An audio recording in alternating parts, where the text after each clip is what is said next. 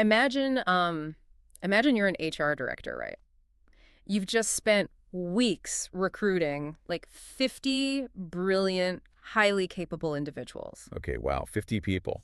That is a lot of interviews. Right, so you bring them all into the company lobby on Monday morning, but you haven't established any corporate structure at all. Like, zero. Oh, no. Yeah, there are no departments, no managers, no protocols, nothing. What happened? I mean, total chaos. You just have 50 isolated geniuses, like, bumping into each other, entirely unable to work together. Exactly. They're completely useless without some sort of system to, organize them. Spot on. And, well, that organizational structure is exactly what we were talking about today when it comes to language. Oh, I see where you're going with this. Yeah, because you can memorize hundreds of individual vocabulary words, your new recruits. Right.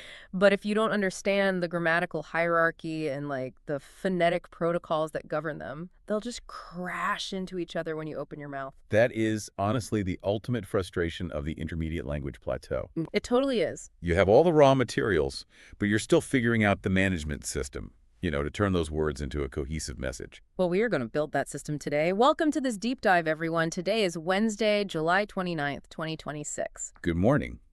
I am Professor Paulo, and joining me to untangle all these mechanics of language is the brilliant Professor Rachel. Hi, everyone. We are incredibly excited to be here analyzing the latest insights from your English Conversations course. We absolutely are, and we are specifically tracking the progress of Group T243. Yes, which means you, the adult woman, navigating distance learning while, balancing an entire life. Exactly. Whether you are like Beatriz, our fabulous Gen Z administration and finance student who, I have to mention, makes an absolutely killer Italian carbonara. Oh, I'm so jealous of her cooking skills. I know, right? Or maybe you're like Noyane, our millennial HR professional juggling corporate recruiting and two very demanding cats. Cats really are the true bosses, aren't they? Oh, totally. But listen, this deep dive is custom tailored for your B1 level journey. And we really have to spotlight the creator of this curriculum, AcademiaBSB. Yes, let's talk about them. What makes their online platform so effective for adult Brazilian women is that it completely abandons the abstract, robotic textbook phrasing. Thank goodness for that. Right. And their whole methodology is built on connecting English directly to your everyday Brazilian reality. So true. And today, we've got a great roadmap for you. We're going to look at some fresh vocabulary, break down the actual biological mechanics of tricky pronunciation, role-play some daily expressions, and finally lock down the structural grammar of the present perfect tense. And of course, handing out some highly anticipated gamification stars at the end. Oh, we can't forget the stars. It is a phenomenal lineup. It really is. So let's just jump right in and start by looking at the new vocabulary from your current class notes. It's good. And remember our HR analogy. These are our new corporate recruits. We need to know exactly what they do. First up on the list is the word recruiting, which in Portuguese we know as recrutamento. Exactly. Now, if you are working in human resources, this is basically your bread and butter. Right, like Noyan. She probably uses this every single day. Oh, without a doubt. Yeah. You might tell your boss, I spent all day recruiting new candidates for the company. But, here's where we really need to look at the broader linguistic family. Yes, because if you only use the word recruiting, your vocabulary stays quite rigid. It gets repetitive. Exactly. You can expand that department by bringing in related verbs. So instead of just recruiting, you can say, I am interviewing candidates today. Oh, that's a good one. Or maybe we are headhunting a new executive. Or even just, we are hiring for the finance team. I like that a lot. It gives you, texture. You aren't just saying the same word over and over. Exactly. So our second word today is crowded, which translates to lotado. Right, crowded. Let's say you are heading to the university campus for a finance lecture, right? You open the auditorium door, and every single chair is taken. Oh, I hate when that happens. It's the worst. Yeah. But in that moment, you would say, the classroom was so crowded today. It paints an immediate visual picture, a space filled to absolute capacity. It really does. But our third word is where we need to put up some serious caution tape. Oh, boy. Yes, we do.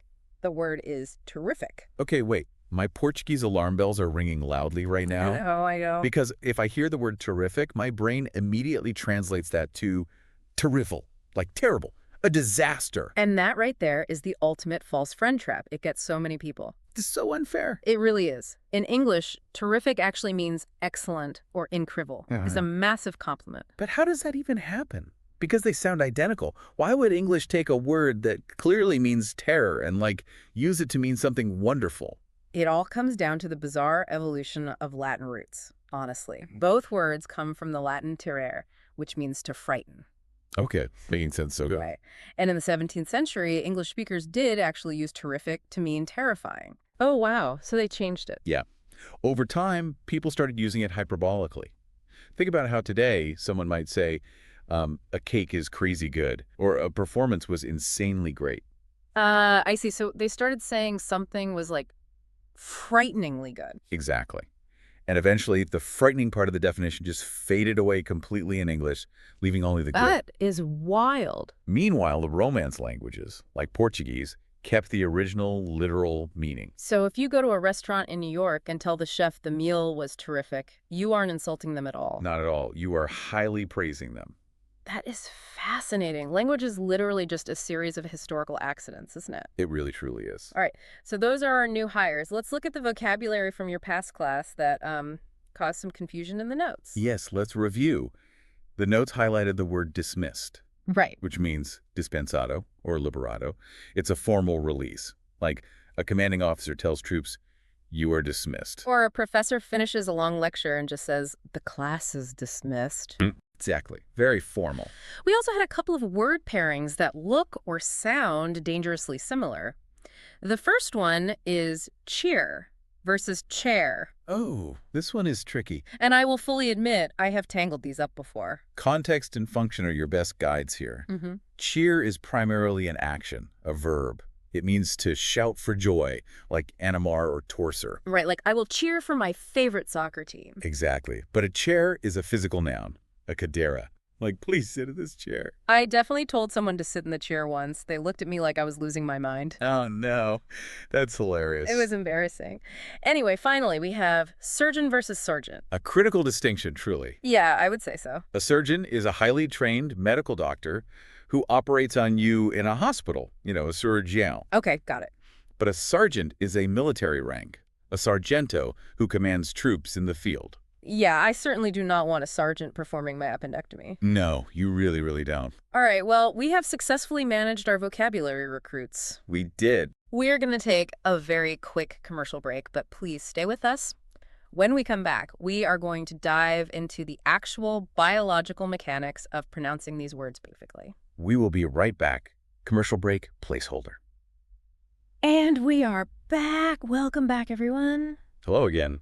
Now, before we get into the heavy mechanics of phonetics, I actually found a little joke in the source material that perfectly sets up our grammar discussion later. Oh boy. You ready for this? I think so. Okay, here goes. The past, the present, and the future walk into a bar. Okay. It was tense. Oh, wow. Right. That is delightfully, painfully nerdy. I kind of love it. I couldn't resist. But to recap where we are, we have organized our vocabulary recruits, but knowing what a word means doesn't actually help you if the locals cannot understand you when you speak it. Exactly. And that brings us to pronunciation, specifically reviewing the hurdles from the past class. Yes. And this is where we really have to talk about biology. Biology. Yes. Speaking a new language isn't just a mental exercise. It is quite literally a physical workout for your facial muscles. Oh, that makes a lot of sense. Right.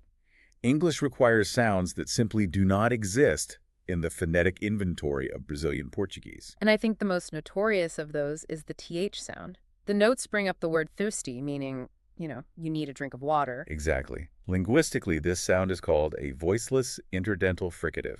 Okay, let's unpack that jargon for a second. What does that actually mean for my mouth?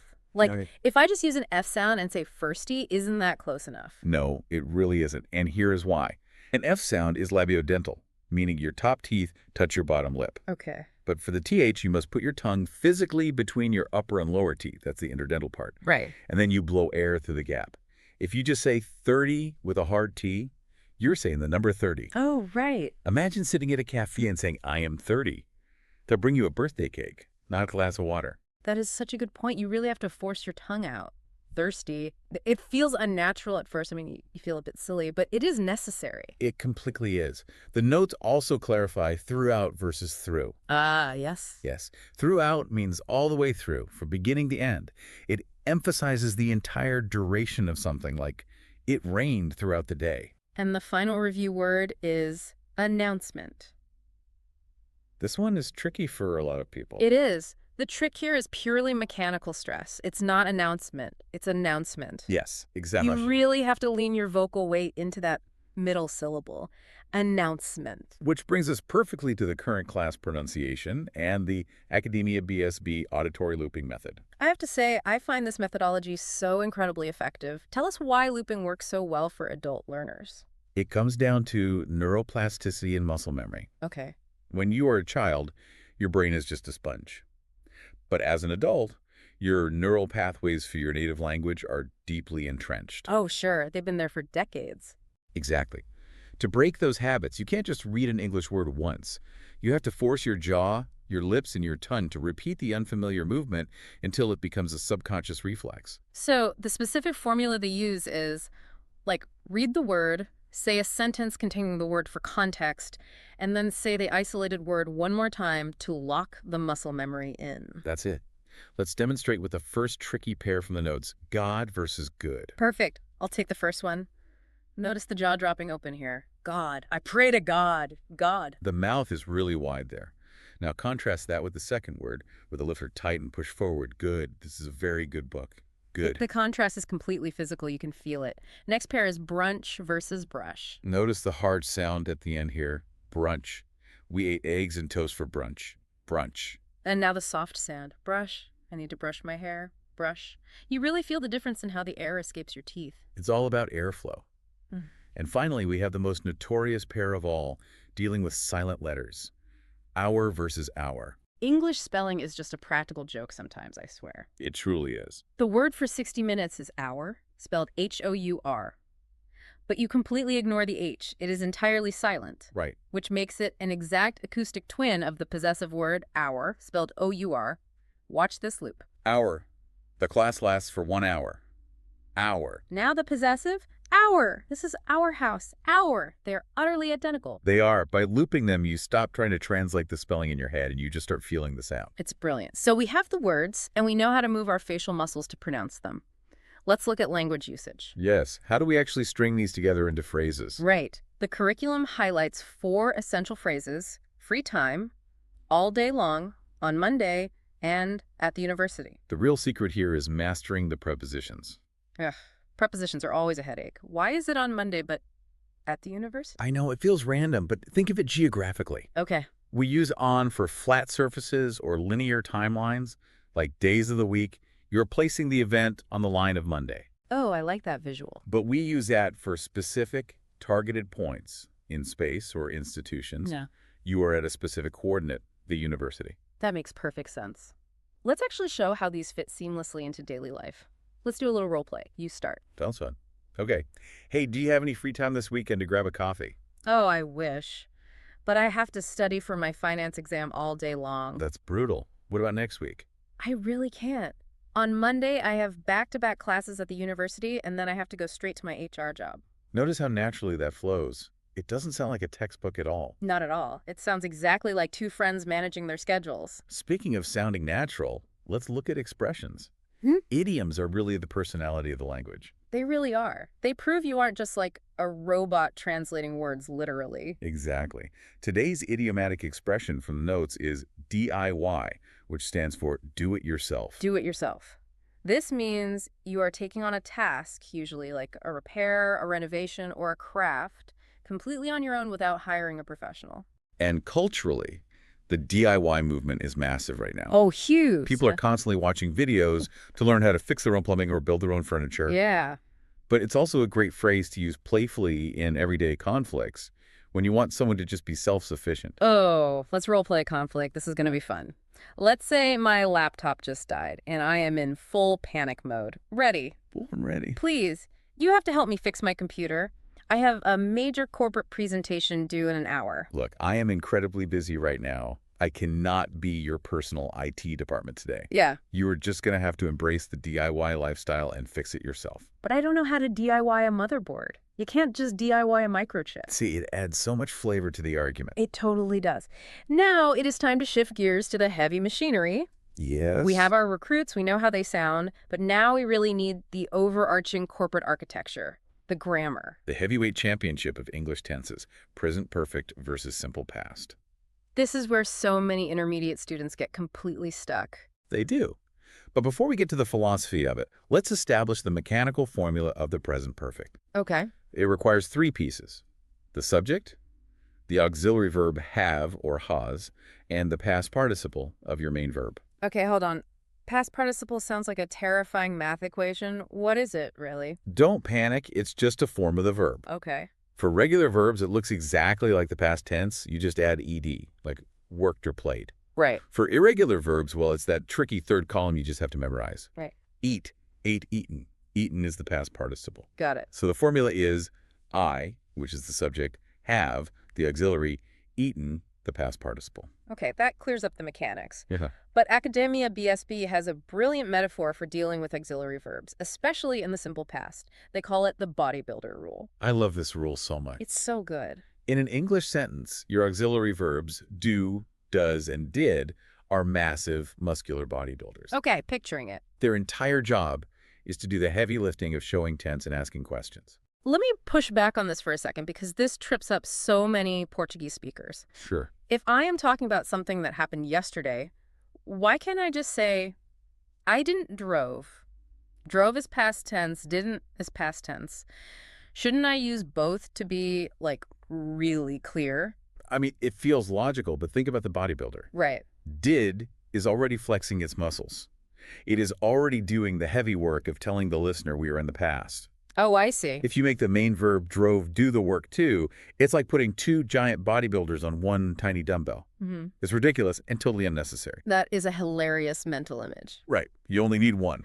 So the did flexes and the main verb gets to just relax in its base form. Ah, so it becomes, I didn't drive. The did does the work, so drive just chills out. Exactly. That makes perfect sense. And this applies to questions in the third person present, too. Like, if I want to ask about Beatrice's preferences. Spot on. The do changes to does to carry the third person weight. You asked, does she like coffee?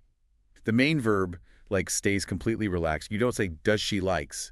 One bodybuilder per sentence. That is a phenomenal visual. Now, why does choosing between present perfect and simple past actually matter in the real world? It is entirely about the timeline. Imagine a room with 2 doors. Okay. The simple past is a closed door.